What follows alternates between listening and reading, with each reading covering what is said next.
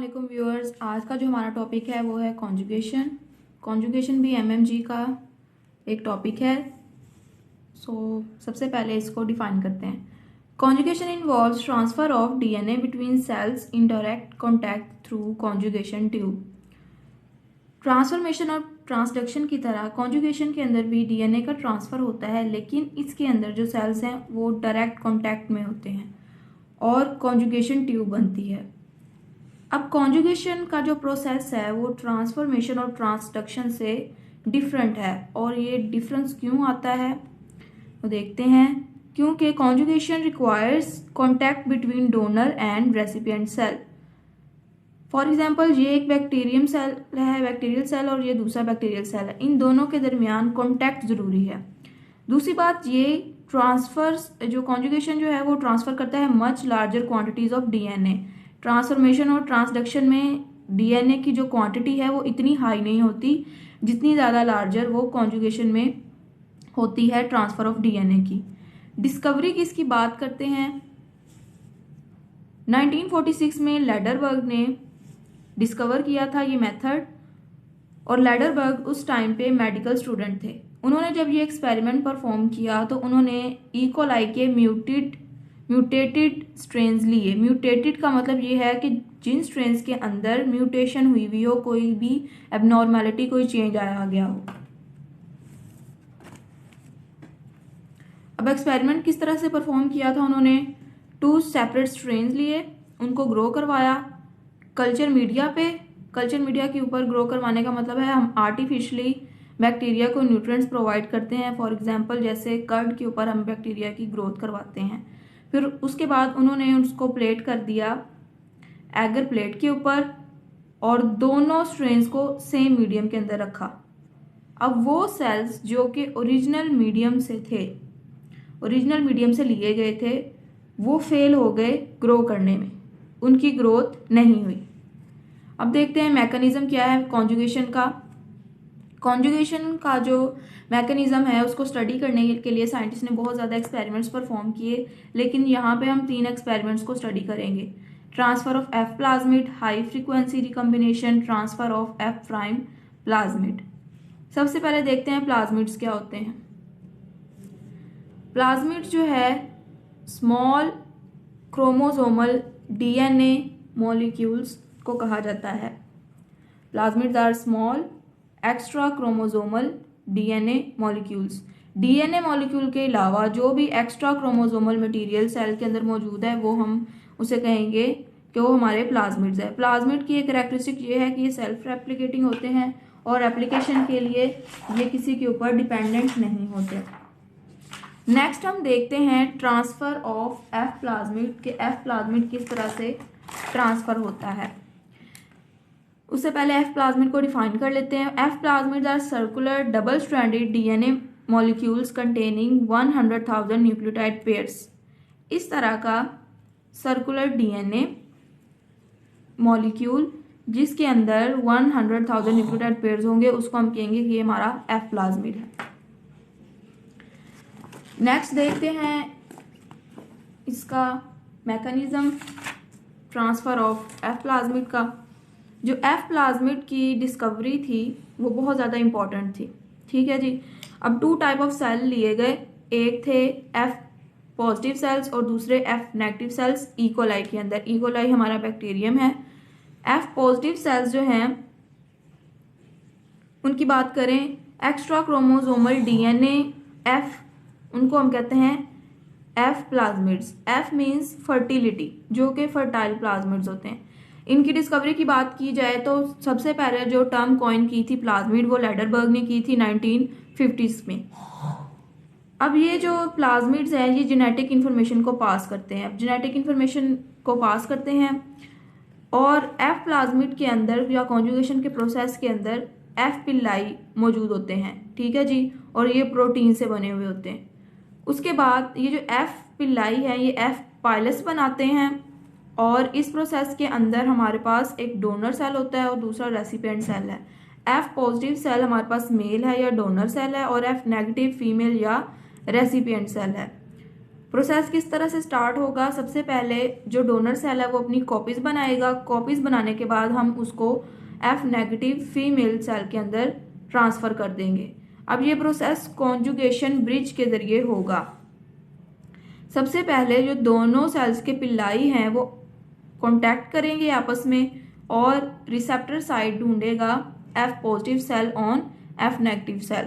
फिर उसके बाद एक पोर फॉर्मेशन, स्मॉल होल या पोर वो फॉर्म होगा वहां पे।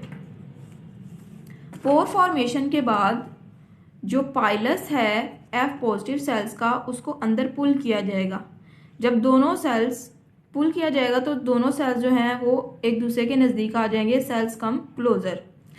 DNA from F positive cell enters the F negative cell. अब F पॉजिटिव जो है वो डोनर है और F नेगेटिव रेसिपिएंट है, तो F पॉजिटिव ने अपना जो DNA है वो F नेगेटिव के अंदर पास कर देना है। फिर उसके बाद एक दफ़ा DNA का स्ट्रैंड चला गया, फिर सिंथेसिस हो जाएगी कंप्लीमेंट्री DNA की, क्योंकि सिंगल स्ट्रैंडेड DNA ही पास हुआ है और सिंगल स्ट्रैंडेड DNA को डबल स्ट्रैंडेड बनाने के लिए उसकी कॉपीज जो है वो बनाना शुरू कर देगा सेल। ये था हमारा फर्स्ट एक्सपेरिमेंट। सेकंड एक्सपेरिमेंट है जी हाई फ्रीक्वेंसी रिकम्बिनेशन का। इटालियन साइंटिस्ट है L.L.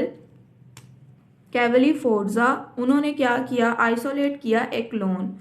क्लोन कहते हैं identical copy of the parent. कोई भी हमारे पास पेरेंट है उसकी अगर हम एग्जैक्ट कॉपी बनाएं तो उसको हम कहेंगे ये उसका क्लोन है। A group of identical cell descended from a single parent cell is called clone from an F positive strain that could induce more than 1,000 times the number of genetic recombinations seen in F positive and F negative conjugations। अगर हम F positive strain का एक clone बनाएं, ठीक है, जो कि एक सिंगल पेरेंट से लिया गया है, तो वो रिकम्बिनेशन 1000 टाइम्स ज्यादा कर पाएगा as compare to F positive and F negative conjugations. इस तरह के जो डोनर स्ट्रेन को हम कहते हैं हाई फ्रीक्वेंसी रिकम्बिनेशन, क्योंकि इसके पास बहुत ज्यादा फ्रीक्वेंसी है कि वो रिकम्बिनेशन का प्रोसेस बार बार कर सके। नेक्स्ट हम देखते हैं HFR का एक्सपेरिमेंट।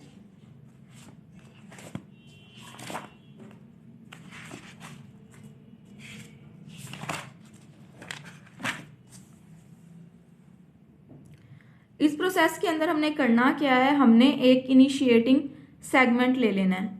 इनिशिएटिंग सेगमेंट उस सेगमेंट को कह रहे हैं जिससे हमने स्टार्ट लेना है।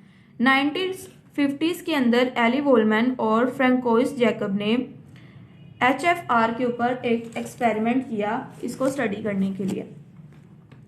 उन्होंने क्या किया, उन्होंने कंबाइंड सेल लिए HFR के और F नेगेटिव स्ट्रेन के, ठीक है। फिर उसके बाद उन्होंने क्या किया, इनको मैकेनिकल एजिटेशन दी थ्रू विडलिंग और वाइब्रेशन। विडलिंग कहते हैं किसी भी चीज़ को प्लेट के अंदर डाल के, अगर प्लेट के अंदर डाल के उसको घुमाना गोल गोल राउंड सर्कल्स में, ठीक है।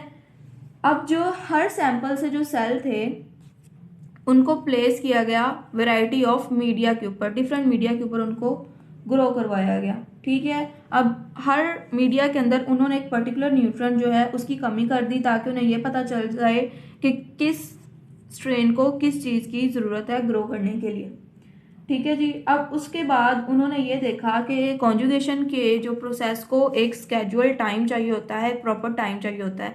जब उन्होंने डिस्ट्रप्शन की आफ्टर 8 मिनट्स तो उन्हें ये पता चला कि जो DNA का जो सेगमेंट है वो कंप्लीट पास नहीं हुआ, बल्कि सिर्फ एक ही जीन जो है वो ट्रांसफ़र हुआ है। जब उन्होंने 120 मिनट्स के बाद डिस्टर्ब किया तो उन्होंने ये देखा कि जो रेसिपिएंट सेल्स ने काफ़ी ज़्यादा DNA जो है वो रिसीव कर लिया है और कुछ ने तो एंटायर क्रोमोसोम ही रिसीव कर लिया है।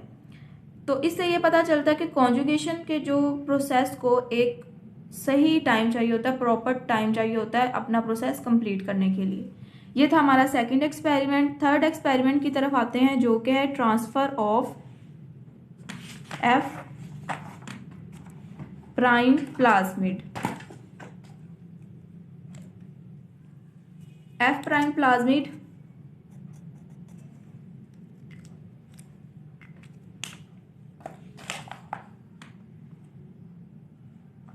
अच्छा जी, अब जो प्रोसेस है एफ प्लाज्मिड को ट्रांसफ़र करने का और एफ प्राइम प्लाज्मिड को ट्रांसफ़र करने का वो रिवर्सिबल है। दूसरे वर्ड्स में हम ये कह सकते हैं कि जो डीएनए इनकॉर्पोरेट होता है क्रोमोसोम के अंदर, उसको सेपरेट कर लेते हैं हम एफ प्लाज्मिड की जब ट्रांसफ़र करते हैं, लेकिन कुछ केसेस में ये होता है कि जो सेपरेशन जो है वो कंप्लीट नहीं होती। उनमें क्या होता है कि हम क्या करते हैं, एक सिंगल सेगमेंट ले लेते हैं और उसको ट्रांसफ़र करते हैं और उस सिंगल सेगमेंट से हम एफ प्राइम प्लाज्मिड क्रिएट करते हैं। अब जो एफ प्राइम प्लाज्मिड है उससे जो स्ट्रेन्स बनाएंगे वो होंगे एफ प्राइम स्ट्रेन्स। जब एफ प्राइम प्लाज्मिड्स या एफ प्राइम सेल्स कॉन्जुगेट करते हैं एफ नेगेटिव सेल्स के साथ तो होल प्लाज्मिड जो है वो ट्रांसफ़र होता है। अगर हम एफ प्राइम प्लाज्मिड को कॉन्जुगेट करवाएं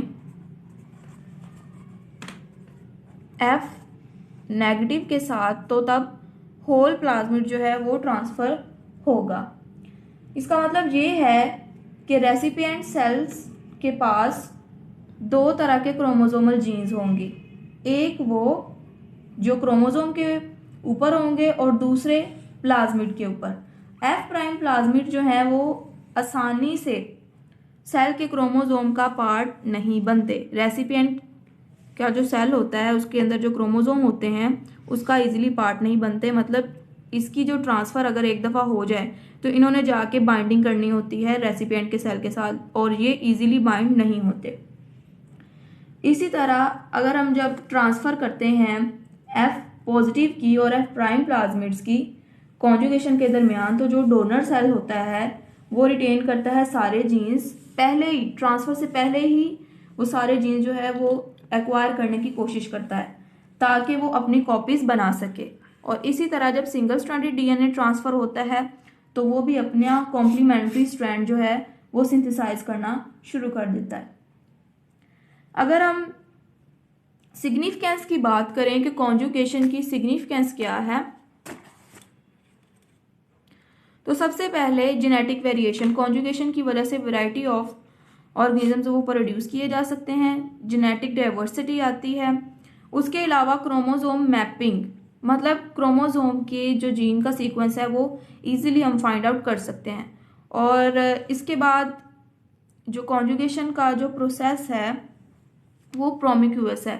इसका मतलब ये है कि मोर देन वन पार्टनर जो है इन्वॉल्व हो सकते हैं, मतलब फीमेल पार्टनर भी और मेल पार्टनर भी। जैसे हमने सबसे पहले वाले एक्सपेरिमेंट में देखा जिसके अंदर हम एफ पॉजिटिव को एज अ डोनर और मेल ले रहे थे और एफ नेगेटिव को एज फीमेल और रेसिपिएंट सेल ले रहे थे।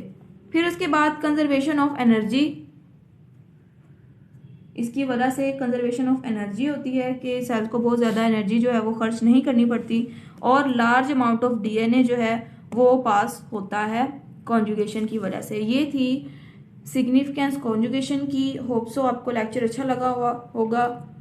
काइंडली वीडियो को लाइक करें, शेयर करें और सब्सक्राइब करें और बेल आइकन को प्रेस कर दें। Thank you for watching.